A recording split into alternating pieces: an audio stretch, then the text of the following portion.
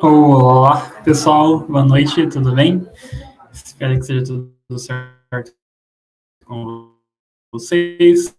Falando a nossa aula da disciplina de usinagem e soldagem. Bom, então a gente vai ter aqui um momento de repassar o conteúdo e um segundo tirar dúvidas mais especificamente. Beleza? Então vamos lá. Deixa eu colocar meu slide aqui, já tá, você já vê meu slide. Então vamos lá. Então eu vou começar minha aula falando sobre usinagem. E aí, em um segundo momento, eu vou falar, ainda nessa aula, obviamente, eu vou falar sobre soldagem. Beleza? Então é importante que a gente entenda que a usinagem é um processo bastante antigo, assim por se dizer. É um dos processos mais utilizados dentro dos processos de fabricação que nós temos e serve ou é utilizado, enfim, para a gente obter peças em diferentes formatos, em diferentes geometrias, com diferentes proporções e diferentes acabamentos. Para a gente conseguir executar o processo de usinagem, nós utilizamos o que se chama, o que chamaremos de máquinas-ferramentas. As máquinas-ferramentas são máquinas que, com o auxílio de uma ferramenta de corte, realizam o processo de usinagem necessário. Então, existe ali uma variação muito grande de máquinas-ferramentas. A gente vai estudar algumas nesse percurso, né, ao decorrer da aula. Então, existem máquinas-ferramentas CNC, que são completamente automatizadas. Existem máquinas-ferramentas do tipo fresa, do tipo torno. Então, existem aí algumas possibilidades, sendo que diferentes máquinas agregam ou possuem aí diferentes funções. Só para trazer um histórico, né, aí da aula, só para trazer um histórico da aula, não, perdão, do tema, é datado de cerca de 1.200 anos antes de Cristo, mais ou menos, tá? Até o final ali do século XVII, a utilização de ferramentas já para usinagem. Nós temos como histórico, deixa eu colocar um ponteiro aqui, nós temos como histórico que as primeiras máquinas-ferramentas surgiram, aliás, eram máquinas que se assemelham ao torno, né? Nesse caso, um torno de barco e a broca de arco. Ambas feitas à mão, naturalmente, né? Naquela época não tinha uma tecnologia muito grande. Naturalmente, com o passar do tempo, novas tecnologias vão surgindo, novos avanços vão ocorrendo, e essas máquinas vão ganhando formas mais tecnológicas, mais modernas. Havia, então, uma forma bem comum de realizar o processo de transmissão de energia, que era pela força do pedal, mas também por meio de rodas gigantes. Então, vocês já devem ter visto ali em filmes, algum tipo de série, algum programa de TV, aquelas rodas que caíam água, se movimentavam, né, giravam, e essa movimentação gerava energia. Então, eu falei, você tem aqui dois tipos de geração e transmissão de energia, que é por pedal e por água, mas não se restringe a apenas estes processos, né? Então, a energia era e podia ser transmitida de diversas formas. Quais são essas formas, então? A força manual, né? Então, movimento braçal, empurra, força do pé, que a gente pode citar aí a força do pedal, poder animal. Então, novamente, uma outra analogia que a gente consegue fazer aqui, novamente em filmes ou em séries, situações que tem um cavalo, um burro, enfim, algum animal quadrúpede girando, né, rodando em torno de um eixo fixo. Isso é geração de energia, força animal, ou o animal empurrar, enfim. Energia hídrica, força da água, vinda aí dos moinhos, das rodas gigantes, e a força elétrica propriamente dita, a partir do momento que ela passou a ser utilizada. Temos também a força a vapor, né, queima de carvão, queima de madeira, e o poder elétrico individual, nesse caso, já seriam os motores, correias, né, são equipamentos e elementos mais modernos. Um ponto importante a ser tratado e a ser comentado é que praticamente ou basicamente todas as máquinas e ferramentas atuais evoluíram de uma única, que é o torno. Uma vez que a gente viu lá atrás, no início dessa aula, que o torno foi possivelmente aí a primeira máquina-ferramenta de acordo com o que se tem de histórico, de registro da história. Essa máquina-ferramenta, então, o torno, propriamente dito, executa uma das funções de usinagem mais importantes que nós temos, que seria uma operação, realiza uma operação, cadê meu ponteiro aqui? Realiza uma operação rotativa, e aí você vai com uma ferramenta de corte e vai desbastando esse material. Porém, existem outras operações que podem ser executadas num torno, como um processo de furação, de modelamento, usinagem de rosca, fresamento, retificação, entre outras diversas.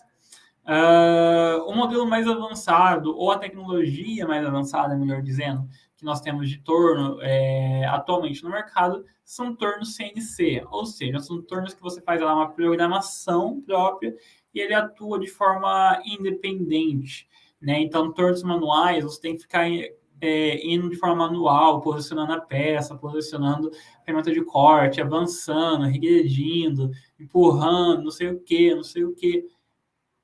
CNC não. CNC é tudo automatizado. Um outro processo muito importante utilizado aí na usinagem é o processo de serramento, e naturalmente o serramento utiliza a serra.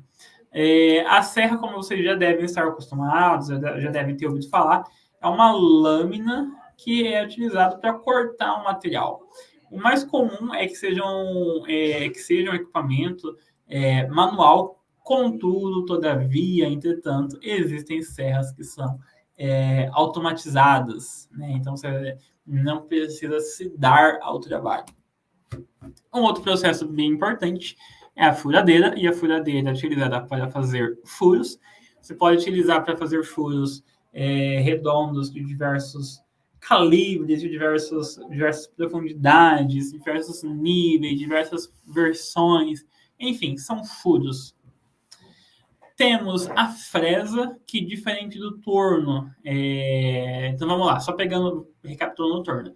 No torno eu falei que existe ali uma questão rotativa, né? Então, no torno a peça fica girando e vem a ferramenta para desbastar ou para realizar qualquer ação. Então a ferramenta se move até a peça a ser desbastada no torno. Na fresa é basicamente o contrário. Então, a gente vai ter uma peça que está girando. Aliás, uma peça... isso mesmo, estava confundindo aqui. Uma peça que está girando e a ferramenta... Aliás, confundi mesmo. Uma peça que está fixa em questão de girar, ela não gira, mas ela vai até a ferramenta que pode estar girando, enfim. Então, existe aí essa possibilidade. Um outro ponto, em questão ainda falando de fresa, é a questão da variedade de operações e de modelos que eu posso ter, né? Então, dentro da fresa, eu posso ter usinagens de superfície, usinagens superficial plana, usinagem de perfil, usinagem de ranhura, de rosca, enfim. Então, existe aí uma possibilidade muito grande para esse tipo de processo.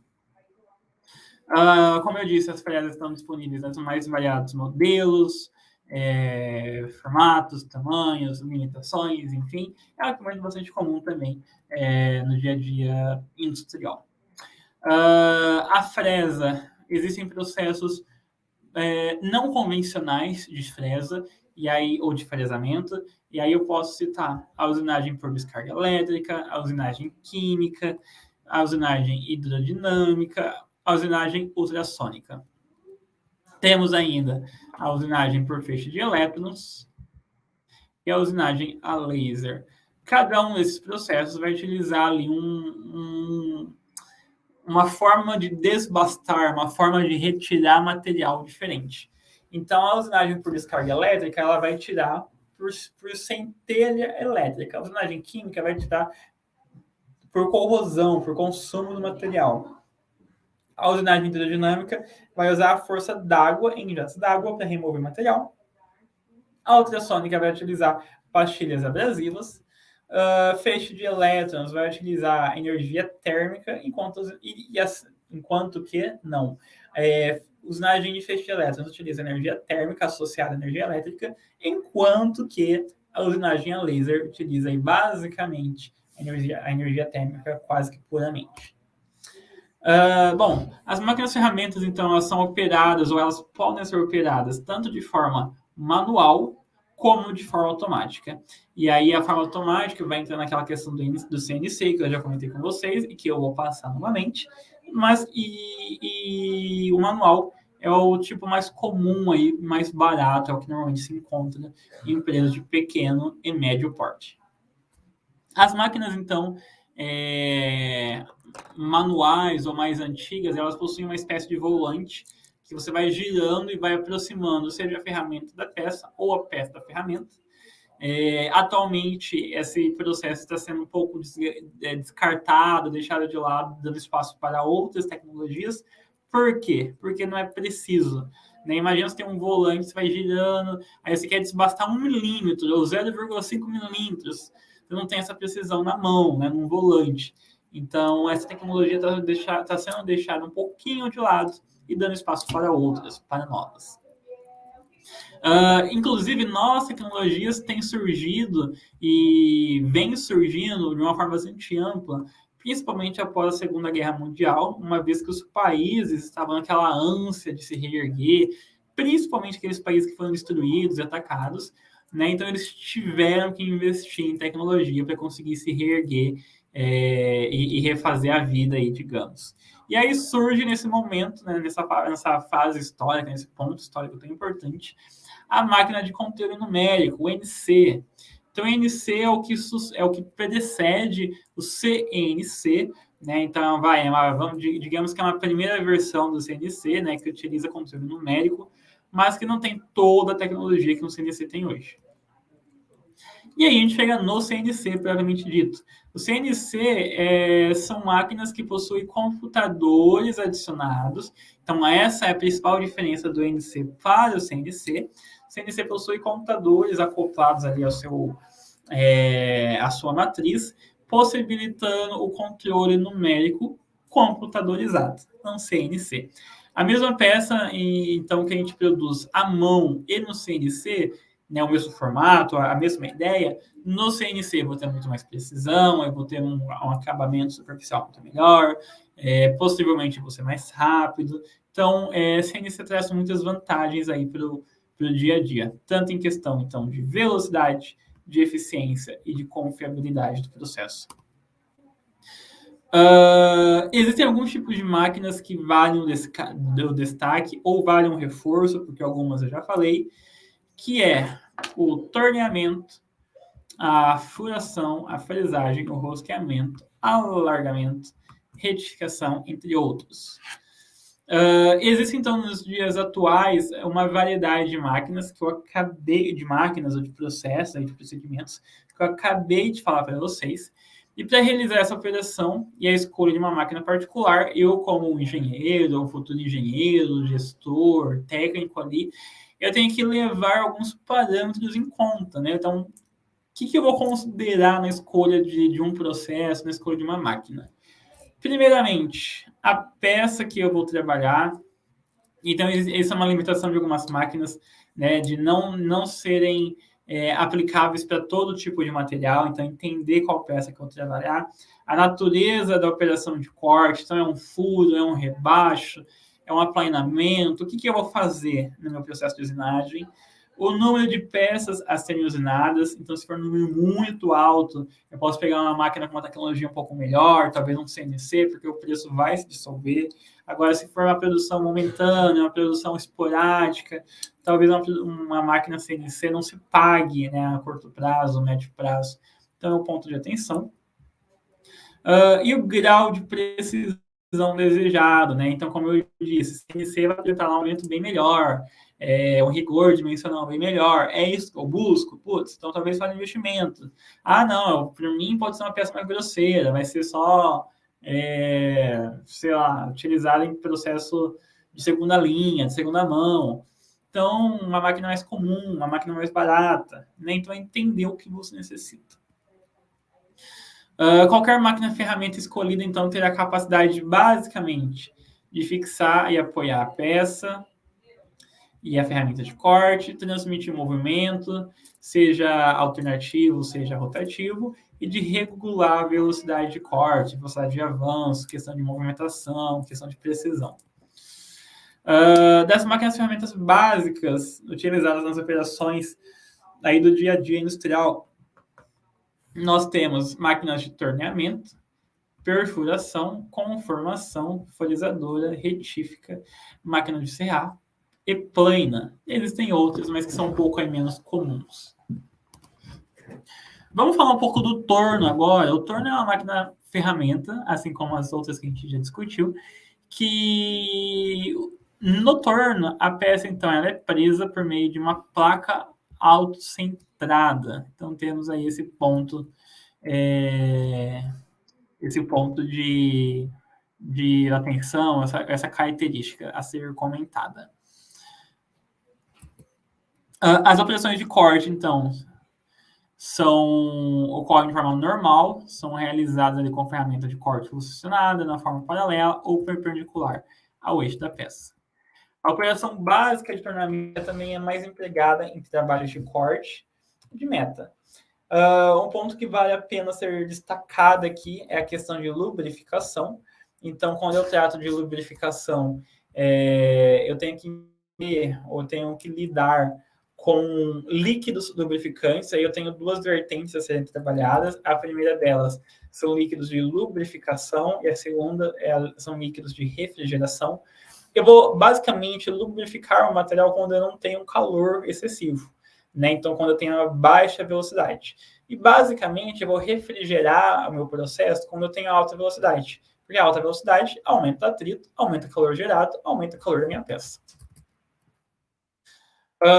O efeito lubrificante, então, deve ser considerado no seu processo, no seu projeto, ajuda a aumentar o tempo de vida útil da peça, ajuda a ter um melhor acabamento, ajuda a reduzir a questão de cavaco, produção de cavaco seco, que pode te machucar o operador de alguma forma. Então, só temos vantagens na utilização de líquidos, seja lubrificante ou refrigerante. O fluido com efeito lubrificante deve apresentar algumas características importantes, que é uma questão ali de resistir à pressão e temperatura elevadas, sem vaporizar, né, sem ser liberado no ambiente, ter boas propriedades de antifricção e antissoldante, e ter uma viscosidade adequada ao seu processo. Já os líquidos refrigerantes, como o próprio nome sugere, tem a função de refrigerar o processo. Ele deve, então, absorver o calor e dissipar esse calor de uma forma que não concentre na região. E a eficiência do fluido de corte com o efeito refrigerante é reduzida com o aumento da velocidade. Então, conforme eu aumento a velocidade, eu tenho mais atrito, eu tenho mais calor e, consequentemente, meu fluido refrigerante pode ter sua eficiência reduzida. Das características, então, do fluido de corte, nós temos uma baixa viscosidade, um elevado calor específico e uma alta condutividade térmica, importante para conduzir o calor. Da utilização, então, das vantagens de utilização, tanto do líquido refrigerante quanto do lubrificante, nós temos o aumento da vida da ferramenta, a redução de força, a melhoria do acabamento, facilidade de remoção do cavaco, redução de risco de distorcer a peça, né, de empenar, de contrair, de dilatar, e possibilidade de conseguir tolerâncias mais justas. Então, muitas vantagens aí, e algumas eu já até disse para vocês. Último tópico antes de finalizar o assunto de usinagem, aliás, penúltimo tópico antes de finalizar o assunto de usinagem, é a questão de usinagem à abrasão. A usinagem à abrasão consiste basicamente na remoção do material por uma espécie de polimento, né? Você vai utilizar abrasão, discos abrasivos, grãos abrasivos, enfim, partículas abrasivas. É uma forma de lixamento, né? Quando você pega uma lixa e removendo ali uma casca do material, você está removendo o material. Isso é uma usinagem à abrasão. Pode ser uma lixa, processo de lixamento, de retificação, de lapidação, de blanimento, entre outros. São todos processos abrasivos. É uma operação legal, né, segura de ser feita, na maioria das vezes, e que vai te garantir uma melhor propriedade, tanto de acabamento superficial quanto de rigor dimensional. Né? Você consegue tirar camadas finas. Agora a gente chega no processo de CNC, então como nós já foi dito, né, já comentamos, CNC é um computador acoplado, né, então é um controle numérico computadorizado que vai fazer o trabalho aí seja de uma fresa, seja de um torno, ou seja, de qualquer outro equipamento, de forma automatizada por meio de uma programação previamente inserida. Então, a programação ela é feita com base ali em valores numéricos via um programa específico, então precisa o técnico, um funcionário ali responsável precisa ter essa formação específica, esse conhecimento básico específico. As empresas que possuem maior controle de fabricação, melhores pessoas mais especializadas, né, técnicos mais especializados, enfim, obtêm melhores resultados por meio da redução de tempo da fabricação, por meio do maior controle de sequenciamento de produção, por meio de qualidade assegurada maior, por meio de menor retrabalho e assim por diante. É importante dizer que a usinagem CNC normalmente acontece em centros de usinagem, então centros de usinagem, digo, ambientes, indústrias maiores, porque não é um equipamento barato, né, para indústrias ali de pequeno e médio porte obter. A usinagem de CNC, então, ela também conta com outras funções automatizadas, como é o caso da refrigeração. Então, quando você está lá no torno, na fresa manual, você precisa ficar inserindo o líquido lubrificante ou refrigerante de forma manual. No CNC, não, tá? Então, no CNC, existe aí uma questão computadorizada, automatizada, que vai liberar o líquido de forma automática, tornando o processo mais seguro também. Das características da máquina, a máquina CNC normalmente apresenta 2 ou 3 eixos, né, tendo a possibilidade de se mover no eixo X, Y e Z, então para cima, para baixo, para direita, para esquerda, para frente e para trás. A quantidade de eixo vai depender da máquina que você vai adquirir, da sua necessidade, da funcionalidade que você espera, enfim. Vai depender de uma série de fatores. E aí a gente finaliza a questão de usinagem CNC e chegamos na questão da da soldagem. A soldagem é um processo muito importante quando a gente trata de processo de fabricação. Por quê? Porque a soldagem possibilita a junção de peças. E, basicamente, todo ambiente que nós adentramos, ocupamos, existem peças que são soldadas. Então, por exemplo, a cadeira que você está utilizando agora provavelmente é soldada. Uma estrutura metálica, uma mesa, o prédio que você está, a casa que você está, tudo vai ter alguma coisa que foi feito com base na soldagem. Então, a soldagem é um processo extremamente importante para nós, seres humanos, e pode ser feita de 2 formas diferentes, basicamente. A soldagem por fusão e a soldagem por pressão. A soldagem por pressão, como o próprio nome sugere, utiliza da pressão para juntar 2 peças. Então, eu meio que aperto muito as 2 peças, né, com auxílio de calor, a peça não chega a derreter, mas eu aperto muito, consigo de calor e elas se juntam, elas vão se unir. Já a fusão, eu necessariamente tenho a fusão do meu material, ou seja, o meu material passa do estado sólido para o estado líquido, né? Ele vai fundir, eu vou juntar a peça e depois ele vai se solidificar. A soldagem por fusão, então, é o processo mais comum que nós utilizamos aí no nosso dia a dia e temos grandes representantes desse processo.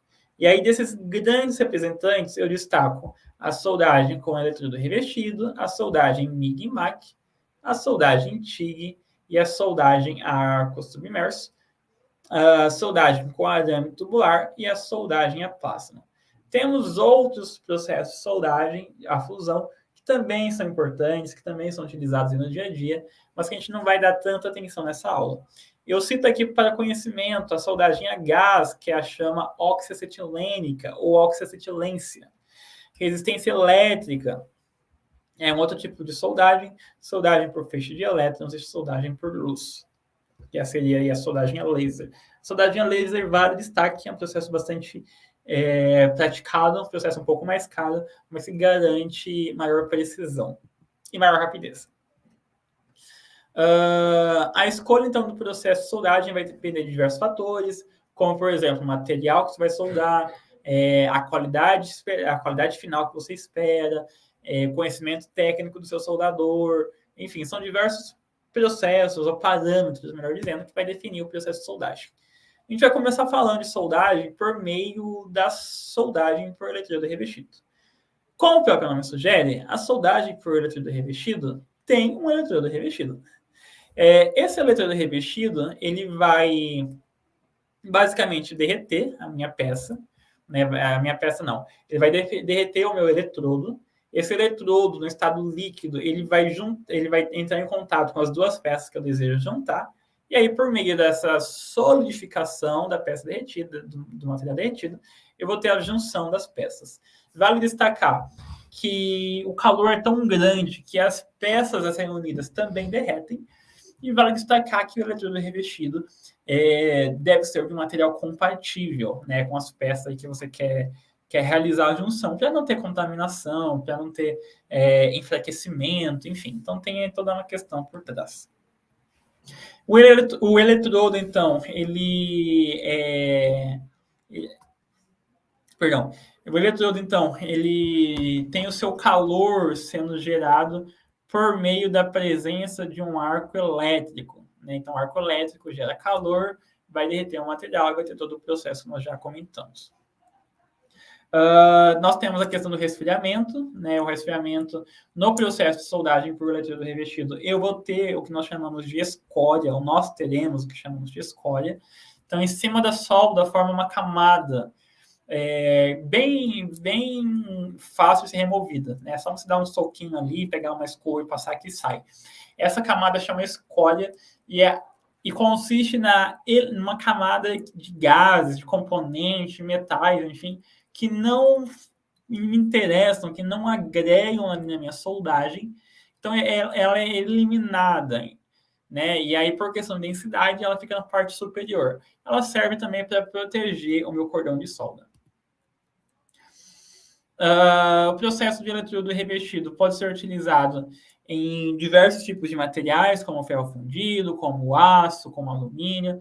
Só tem que tomar cuidado ali com o eletrodo revestido que você vai utilizar, né? Desde que seja compatível com o seu material. Um outro tipo de solda é a soldagem, uma solda a oxigás, né? Ou oxiacetilênica. Então, consiste na utilização de um maçarico, né, e da liberação de um gás, que é o oxigás, né? E aí esse gás é altamente inflamável, vai inserir calor ali na sua peça e vai derreter a sua peça. O processo de soldagem a gás tem aplicação muito restrita, porque é um processo perigoso, né? Questão de explosão, não é fácil você levar para cima e para baixo, né? Então vai fazer manutenção no cliente, vai levar uma chama, né? Um negócio que vai literalmente sair fogo, é perigoso, né? Então isso não é tão mais utilizado hoje em dia. Além de ser um processo perigoso, tem uma velocidade um pouco lenta, né? Não é tão rápida, a eficiência não é tão rápida. Então, normalmente é utilizado em pequenas oficinas, empresas aí de pequeno porte, pelo baixo investimento que você coloca na obtenção do equipamento. Outro processo que eu quero discutir com vocês é o processo TIG. O processo TIG é um processo que utiliza um eletrodo feito de tungstênio, então T de tungstênio, e esse processo TIG, ele utiliza um gás inerte, então um gás inerte. Então é um processo com eletrodo de tungstênio à base de um gás inerte.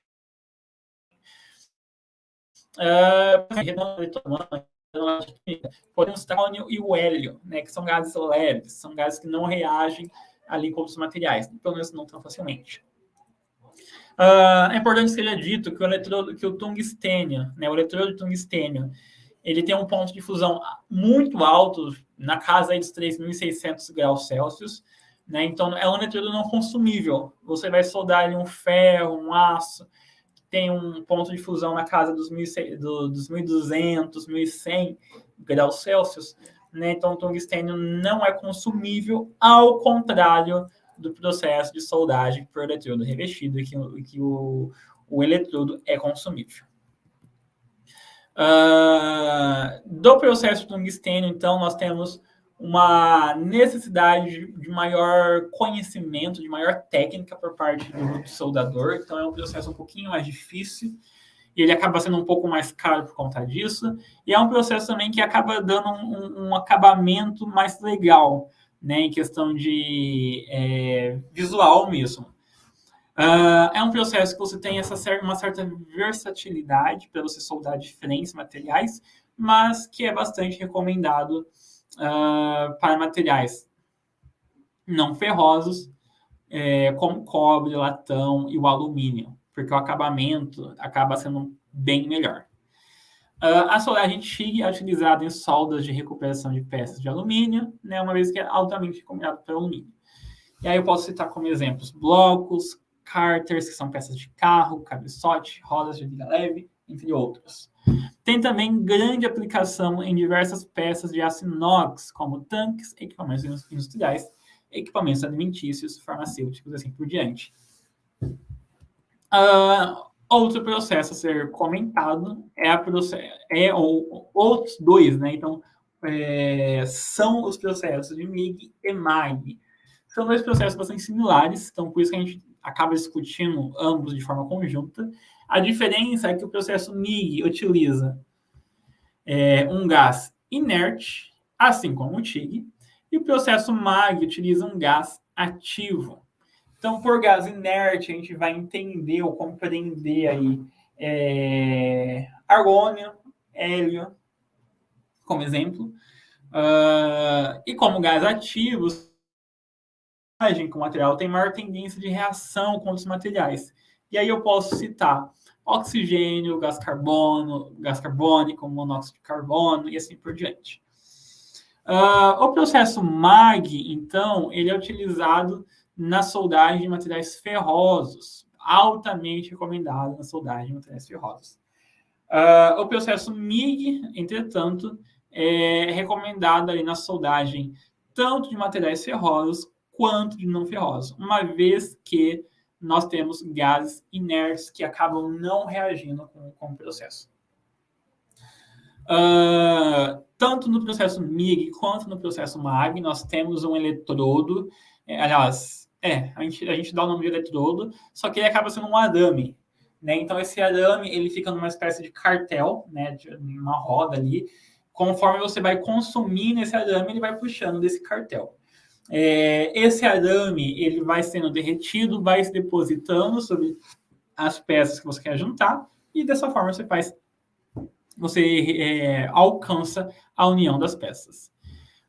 O ambiente da poça de fusão é protegido por gás inerte para o processo MIG, né, uma vez que utiliza, de fato, gases inertes, ou gases ativos para o processo MAG. Lembrando que um ponto de atenção é no processo MAG, que gases ativos podem prejudicar ou pode resultar ali na formação de fissuras, de trincas, de poros, uma vez que eles podem reagir com o material.